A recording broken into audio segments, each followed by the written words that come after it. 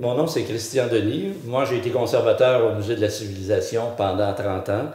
J'ai pris ma retraite en 2018. Évidemment, la retraite du musée, mais pas la retraite de ma passion qui m'a amené au musée, c'est-à-dire les objets anciens, les antiquités, enfin, tout ce qui est patrimoine au sens le plus large possible. C'est comme ça que je suis rentré au Musée de la Civilisation.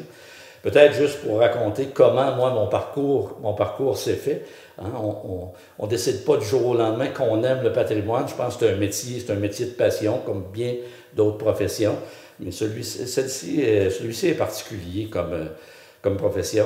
Alors, je suis né à Saint-Alban, dans le comté de Portneuf, ici. Puis je suis toujours dans mon comté, parce que ce matin, on est à Gondine, à Deschambault-Gondine. Puis je suis conseiller municipal aussi.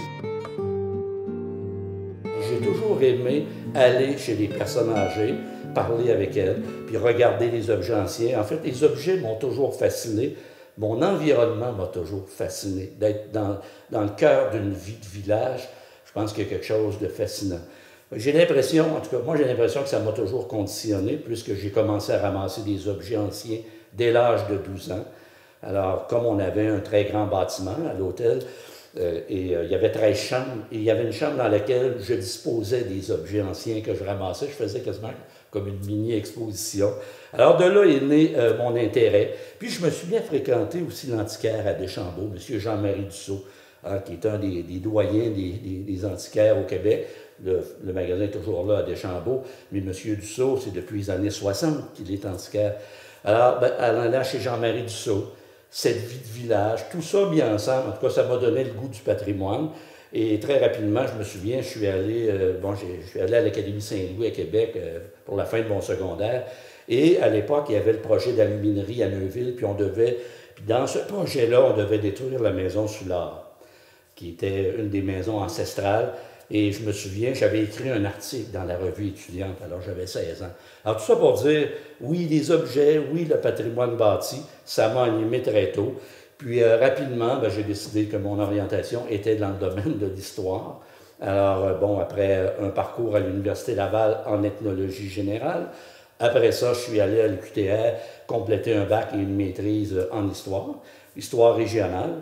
Alors, puis au même moment est arrivée la collection Séguin, Robert-Lionel Séguin, qui est un des grands ethnologues du Québec, un des grands collectionneurs, qui avait constitué une grande collection de la vie matérielle au Québec. Alors, cette collection-là, l'UQTR l'avait acquise, puis commençait à chercher des gens autour. Puis moi, comme j'étais étudiant en études québécoises, histoire, je suis allé travailler à la collection Séguin. Et ça, on était, en 1984-85, mais aussi en parallèle, évidemment, je m'occupais de société d'histoire à Trois-Rivières. Et en rentrant à la collection Séguin, là, évidemment, le goût s'est amplifié davantage, l'intérêt, parce que là, je tombais dans un espèce de laboratoire d'études. Et puis est arrivé à peu près en 88, le projet du Musée de la Civilisation est né. Moi, ça donnait bien parce que je finissais mon parcours académique. J'avais acquis une petite expérience à la collection Séguin. Puis au Québec, il n'y avait pas du tout de formation en muséologie. Les gens, on se formait par soi-même dans un parcours qu'on se donnait, et c'est ce que j'ai fait. Et lors d'une visite du directeur des collections du nouveau Musée de la Civilisation, il y a eu un lien qui s'est établi. Et par la suite, je suis passé en 88 au Musée de la Civilisation à l'ouverture de cette institution. Alors ça a été... Imaginez, c'était une grande aventure. C'était Roland Harpin qui était le directeur à l'époque, avec son équipe extraordinaire. Puis on connaît la suite, ça a été un succès incroyable. Alors imaginez, moi je suis rentré dans cette institution-là, on était à créer, à mettre en place des collections. Alors je suis rentré là comme conservateur dès l'ouverture. J'ai travaillé sur les expositions, j'ai travaillé au développement des collections. Alors ça m'a permis d'être en contact avec tout le milieu des collectionneurs au Québec, d'être en contact avec les antiquaires, les maisons d'enchères. Alors, il s'est ouvert, là, j'avais à peine 30 ans, il s'est ouvert un monde professionnel devant moi que j'aurais jamais pensé avoir accès. Puis j'étais un grand chanceux de ma promotion, finalement. Je pense que souvent, c'est des hasards qui font que les choses arrivent. Et c'est ça, j'ai fait 30 ans de ma carrière là, comme responsable des collections, comme j'ai travaillé sur les expositions, j'ai travaillé dans les réserves, j'ai travaillé vraiment à différents niveaux de la muséologie. J'ai même eu le bonheur de faire une émission qui, pendant d'abord un programme que le Musée de la Civilisation a mis sur pied qui s'appelait Patrimoine à domicile. Alors l'objectif de ce programme-là, c'était de conscientiser, sensibiliser les gens à l'importance de leur patrimoine, pour dire aux gens que le patrimoine, c'est ce qu'on possède collectivement, c'est pas uniquement ce qu'il y a dans les musées, c'est tout ce qu'on possède ensemble. Alors, et à travers ce programme-là est arrivée la chaîne Historia, qui à ce moment-là, et Historia nous a demandé de faire une émission qui a duré 6 ans.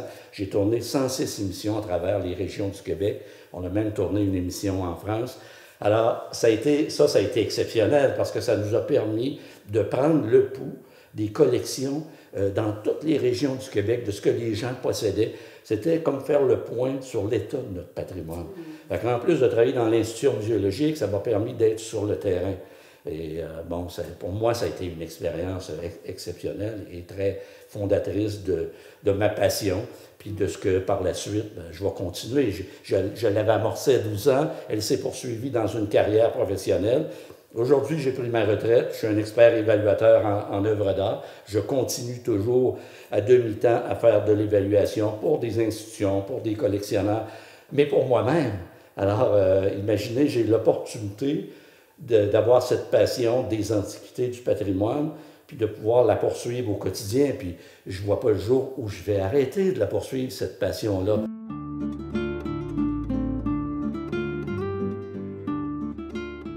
Évidemment, à ce cheminement professionnel, moi, j'ai choisi de vivre dans ma région. À l'époque, j'aurais pu dire, bon, je m'en vais rester à Québec, mais Portneuf, c'est ma région, c'est mes racines. Puis j'ai mon séminaire de route, c'est quand même pas tant de déplacements ou de voyagement.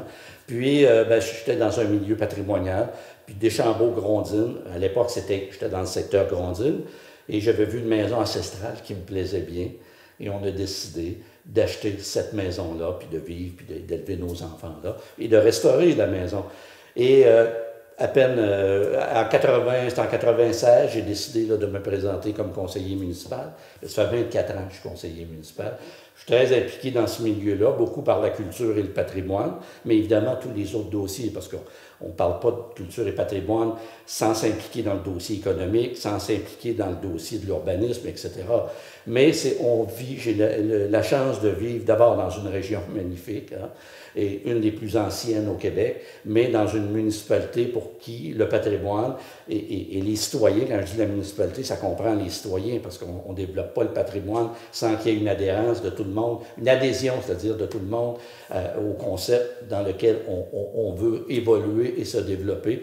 Alors c'est ça, pendant 24 ans, j'ai été conseiller municipal. Puis ça m'a permis aussi de transposer, j'avais mon travail comme muséologue, mais je revenais le soir, puis bon, on avait nos réunions, alors forcément, et c'est vrai dans toute profession, ma pratique que j'avais le jour, je pouvais la transposer dans bien des réalités. Je siège toujours sur Culture et patrimoine de Deschambault-Grondines, donc je peux faire bénéficier de mon expertise.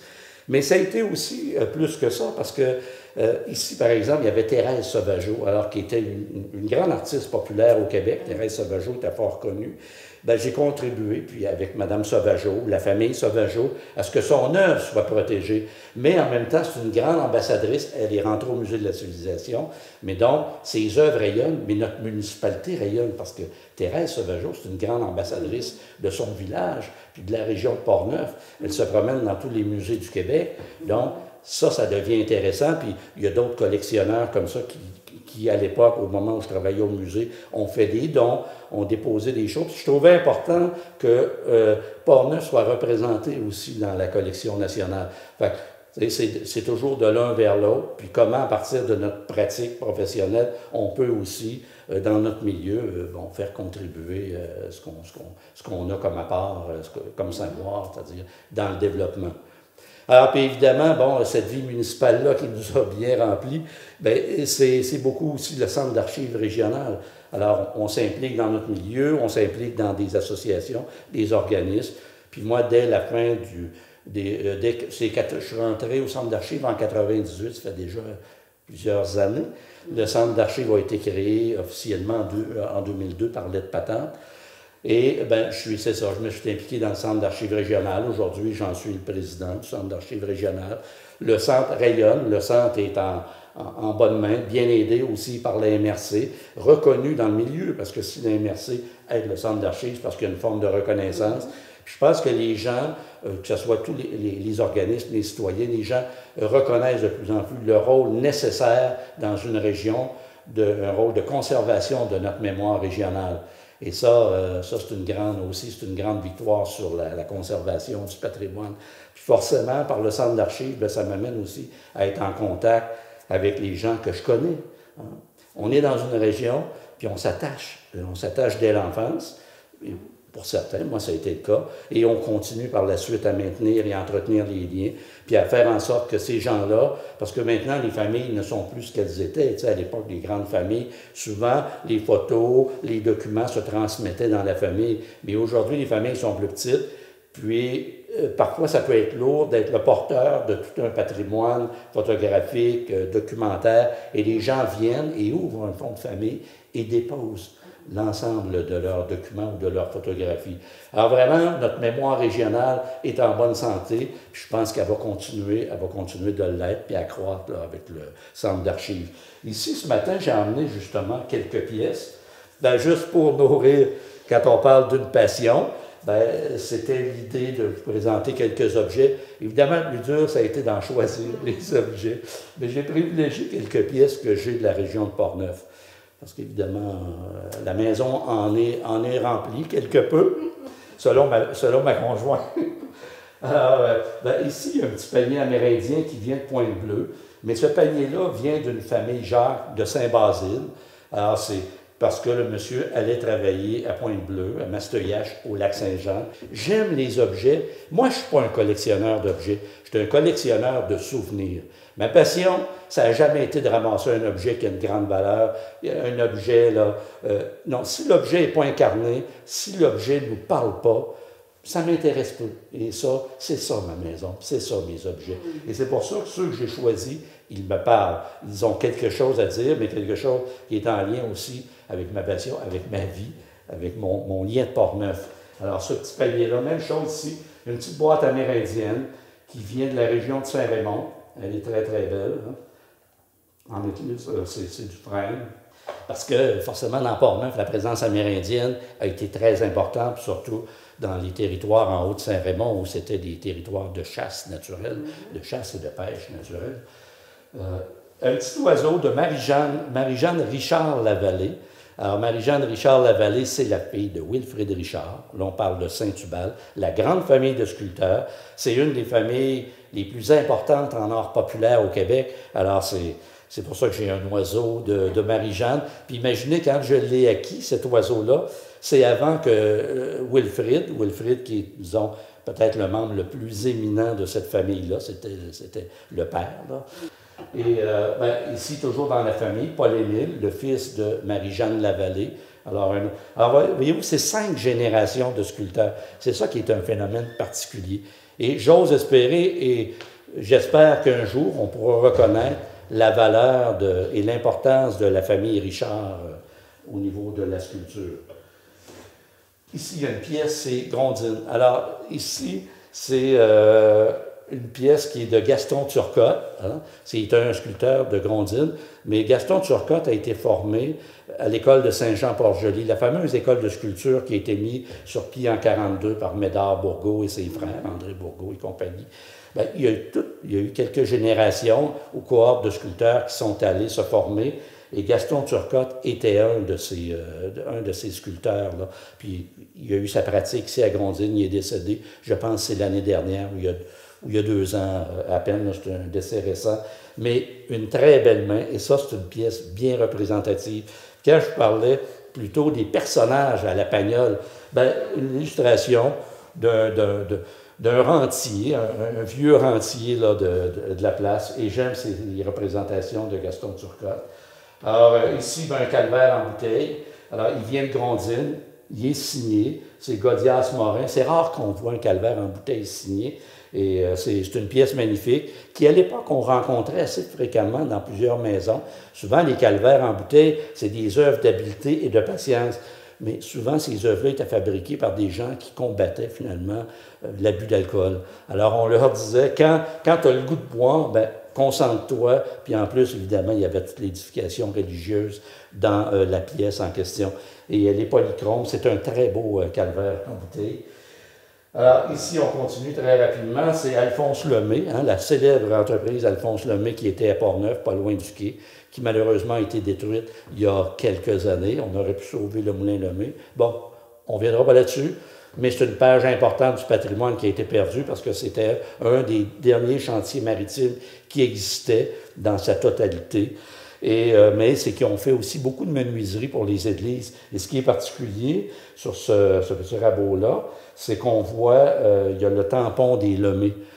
Moi, j'en ai pas vu d'autres. Il doit en avoir d'autres, peut-être, là, mais j'en ai pas vu souvent. C'est une pièce assez exceptionnelle.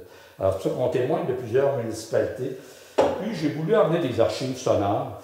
Carnaval régional, Comté de Portneuf, Michel Lambert et son trio, Lucille Vigneault soliste. Écoutez, je ne l'ai pas écouté encore. Mais je trouve ça intéressant parce que quand je parlais d'archives, il y a des archives photographiques, il y a des archives sur papier, mais il y a des archives sonores. Et le rôle du centre d'archives, c'est de conserver aussi les archives sonores. Et ce genre de disque que j'ai acquis, ben, c'est une pièce importante. Puis à un moment donné, je vais la déposer au centre d'archives pour la mémoire régionale.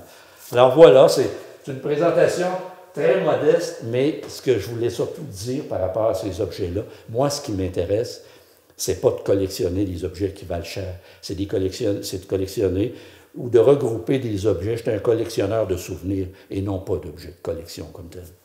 Alors voilà, ben écoutez, j'espère que le parcours vous aura plu. Merci.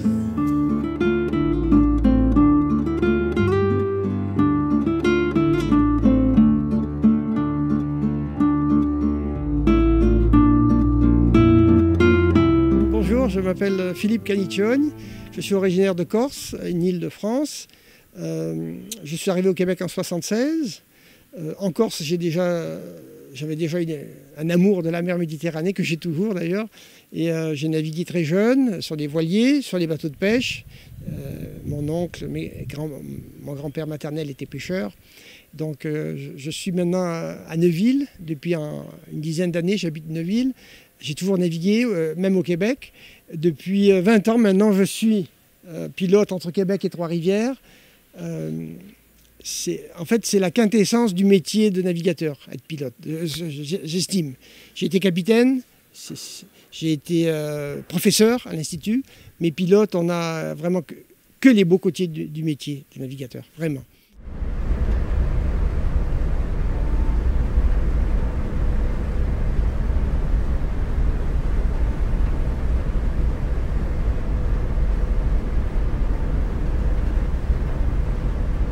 Le Saint-Laurent, il y a un secteur qui est Escoumins-Québec, qui est assez long. Un secteur plus court, Québec-Trois-Rivières. Il y a un secteur identique, Trois-Rivières-Montréal. Moi, j'aimais bien Québec-Trois-Rivières. On avait acheté une maison à Neuville à cette époque-là. Donc, je trouvais que c'était bien placé. Puis, j'aimais bien le fait que dans ce secteur-là, ce qu'il faut savoir, le secteur... ça fait 20 ans que je fais ce secteur-là, maintenant. Dans ce secteur-là, on a les marées qui agissent. Alors qu'après Trois-Rivières-Montréal, il n'y a plus de marée, donc c'est intéressant de fonctionner avec les marées.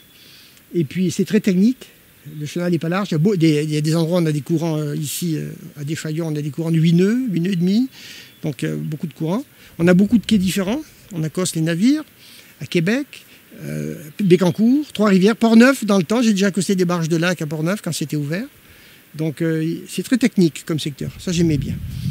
Alors, quand même, avec toute l'expérience que j'avais comme capitaine, j'ai dû reprendre l'apprentissage. Pour être sur le fleuve, on fait 2 ans d'apprentissage comme apprenti. Et j'étais capitaine, là.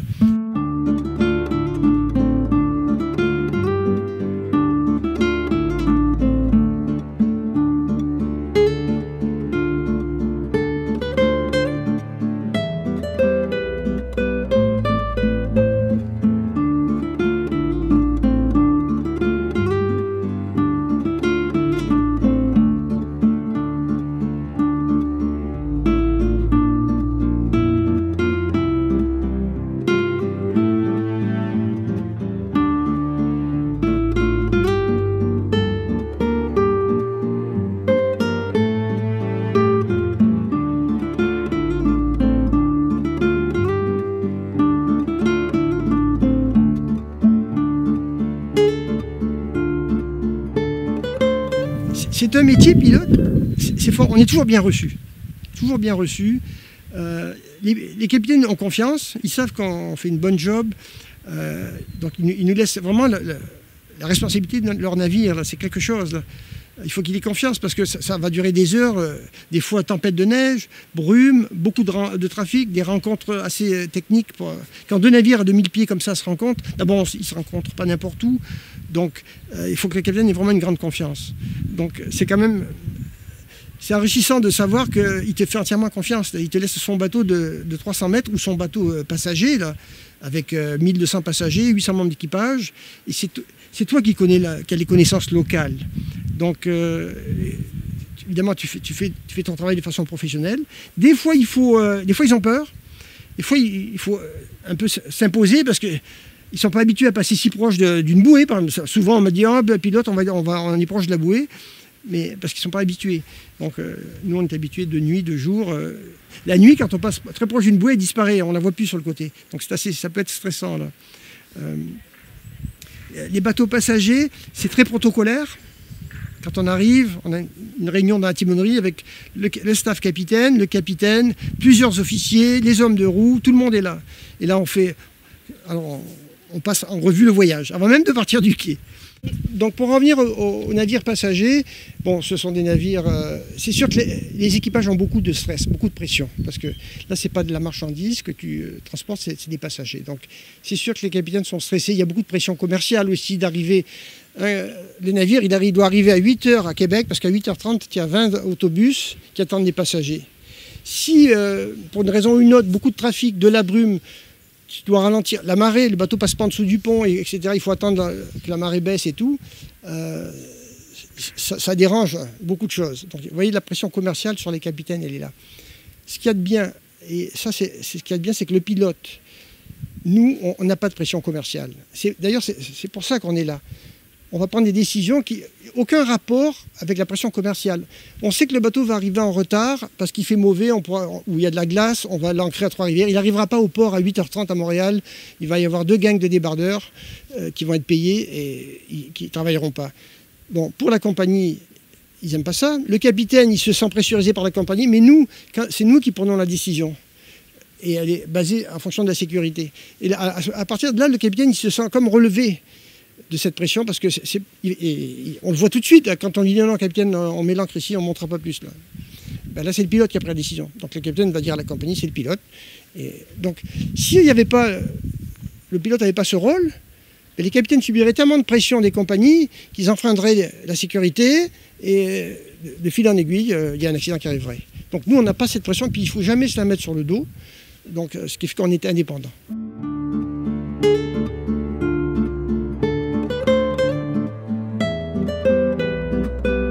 En face de Deschaillons, il y avait le phare Richelieu qui était sur cette petite île, donc on appelle ça le Richelieu, ou la barre à Boulard, parce que c'est probablement un cultivateur Boulard qui était là. D'ailleurs, la barre à Boulard, c'est cette section des rapides Richelieu qui fait 1 mille de long, qui pour nous est la plus difficile, parce que le courant au printemps peut arriver jusqu'à 9 nœuds.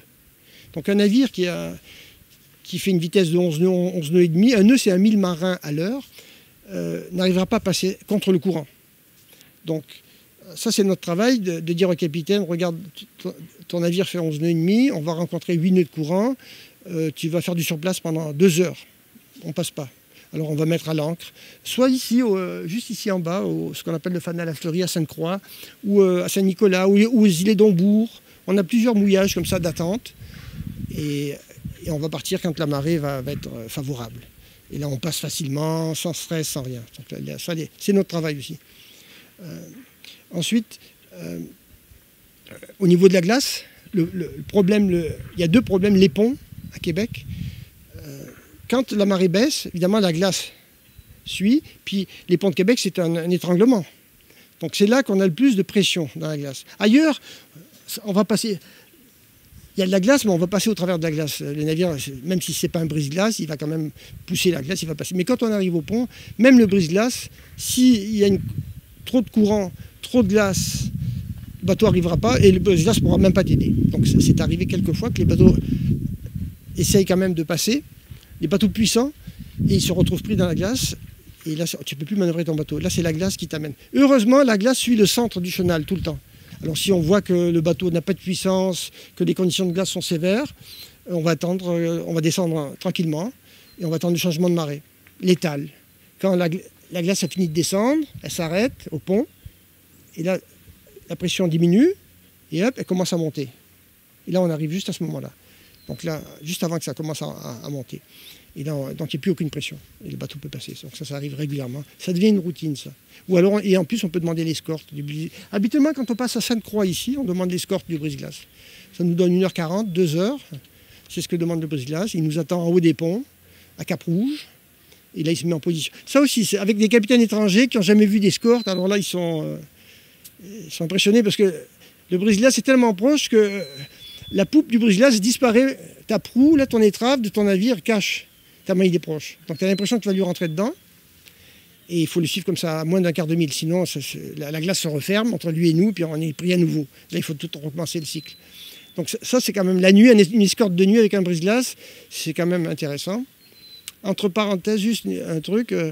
Si le brise-glace vient être pris, lui, toi, tu le suis en arrière. D'accord ? Il a des feux gyroscopiques, comme des gyrophares, tout de suite rouges en arrière. Alors il fait un test tout le temps, il les allume pour voir si tu les as bien vus, tu ne peux pas les rater. Donc dès que le brise-glace a une difficulté, il allume ses feux. Tout ce qui tu n'as pas le temps de ralentir, mais tu peux te piquer dans la glace toi-même. Tu mets tout à gauche, tout à droite, tu te piques du côté le plus sécuritaire et tu vas t'arrêter tout de suite. Là. Bon, ça c'est rare que le brise-glace qui va rester pris en avant de toi, mais ça peut. Il faut toujours, on ne sait jamais, ça peut arriver. Je pensais prendre une semi-retraite de 6 mois par année et pour aller naviguer sur un voilier. J'ai fait beaucoup de voiles, comme je vous avais dit. Je suis retourné en Corse avec mon voilier. Je suis parti de Rimouski en 1992 à peu près. J'ai fait l'aller-retour avec mon voilier. J'ai traversé en solitaire l'Atlantique. Je suis revenu avec mon épouse d'aujourd'hui. Entre-temps, j'ai vendu le bateau parce qu'au Québec, ça ne m'intéresse pas de faire trop de la voile. Puis vu que je travaille sur le fleuve tout le temps. Mais j'avais mon plan, avant que le Covid arrive, c'était de repartir, d'acheter un voilier et de partir 6 mois sur 12 et très vite, 12 mois sur 12. Vraiment, vraiment, vraiment. Donc c'est juste, bon, on a remis ça sur pause un petit peu à cause du Covid, mais bon, on attend. Puis dès qu'on va être vacciné, si les frontières se rouvrent un petit peu plus, eh bien, on va mettre le projet en route. Mais en attendant, je vais rester sur le fleuve.